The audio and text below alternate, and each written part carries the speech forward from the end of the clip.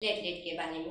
Platelet जो होती है इसकी नॉर्मल रेंज कितनी होती है, इसका शेप कैसा दिखेगा, इसका फंक्शन क्या है, प्लेटलेट इंक्रीज होगी तो इस कंडीशन को क्या बोलेंगे, डिक्रीज होगी तो इस कंडीशन को क्या बोलेंगे, इसके बारे में हम आज की क्लास में समझते हैं।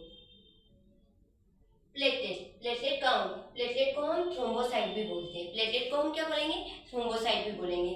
थ्रोम्बो का मतलब होता है क्लॉट और साइट का मतलब सेल, तो इसको हम क्या बोलेंगे, क्लॉट सेल भी बोलेंगे।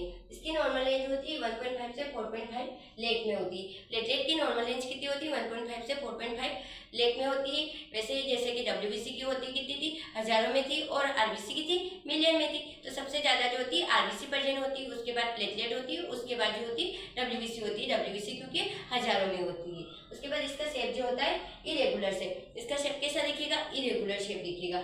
उसके बाद प्लेटलेट के अंदर न्यूक्लियस एब्सेंट होता है, जैसे आरबीसी के अंदर न्यूक्लियस एब्सेंट था वैसे प्लेटलेट के अंदर भी न्यूक्लियस एब्सेंट रहेगा। उसके बाद इसके फॉर्मेशन की प्रोसेस को क्या बोलेंगे, हम थ्रोम्बोपोइसिस बोलेंगे। इसकी लाइफ स्पेन कितनी होती है, 7 डेज जो होती है इसकी लाइफ स्पेन होती है। उसके बाद इसका फंक्शन होता है ब्लड क्लोटिंग, ये जो होता है ब्लड को क्लोट करने का काम करता है। जैसे आपको कभी चोट वगैरह लगी होगी तो तुरंत ब्लड आता है, उसके बाद जो होता है ब्लड जो होता है क्लोट हो जाता है, तो क्या के कारण हो रहा है, वो प्लेटलेट के कारण ही हो रहा है।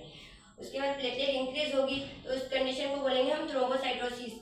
ठीक है, प्लेटलेट इंक्रीज होगी तो इस कंडीशन को हम क्या बोलेंगे, थ्रोम्बोसाइटोसिस, और प्लेटलेट डिक्रीज होगी तो इस कंडीशन को बोलेंगे हम थ्रोम्बोसाइटोपिनिया। Thank you.